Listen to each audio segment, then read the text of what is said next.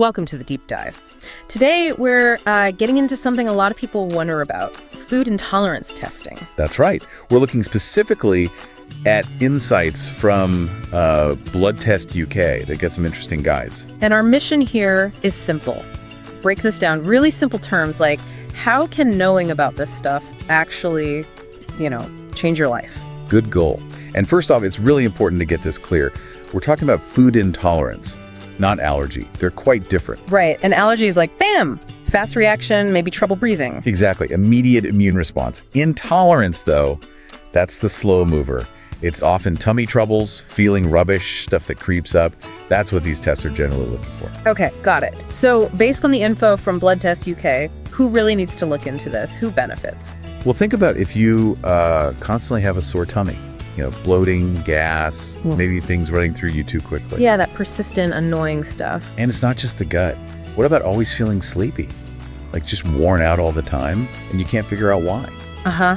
That unexplained fatigue. Or even skin issues. Bumpy skin, itchy patches, maybe acne that just won't go away. So it can show up in different ways. The big idea then is this test helps you find the food culprit. Pretty much. It's like a guide. Find the specific foods causing you trouble, take them out for a bit, and hopefully feel way better. More energy, less discomfort. It's about improving your quality of life, really. Now, something interesting from the source, Blood Test UK, is their local angle. They've been doing this in Macclesfield and Cheshire for, over 3 years? Yeah, they have.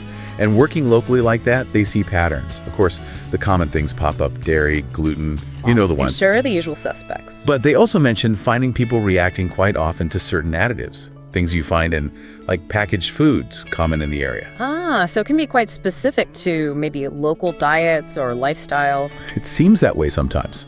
Finding your specific triggers, maybe even these local ones, is key.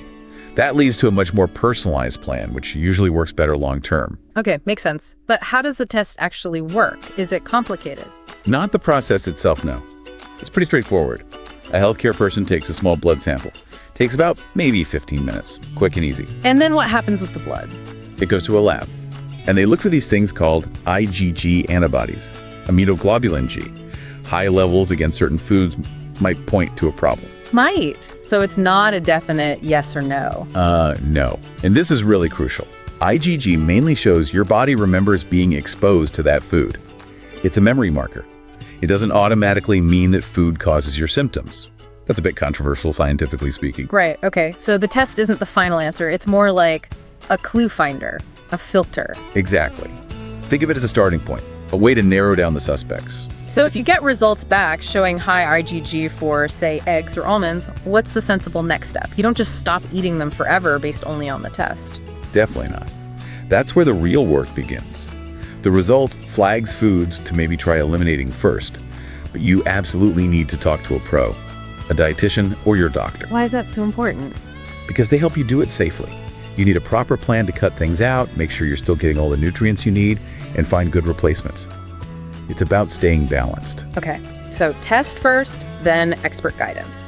And the payoff if you find those triggers and manage them. People report feeling so much better, not just less tummy trouble, but like clearer thinking, way more energy, just feeling generally happier and more alive. It lets you take back some control. So wrapping this up, this deep dive, using the guide from Blood Test UK really shows that understanding even these debated markers like IgG, it gives you focus, right? It does. It turns random guessing, maybe it's bread, maybe it's milk, into a more targeted approach. Knowledge helps you make real changes. So here's something to think about.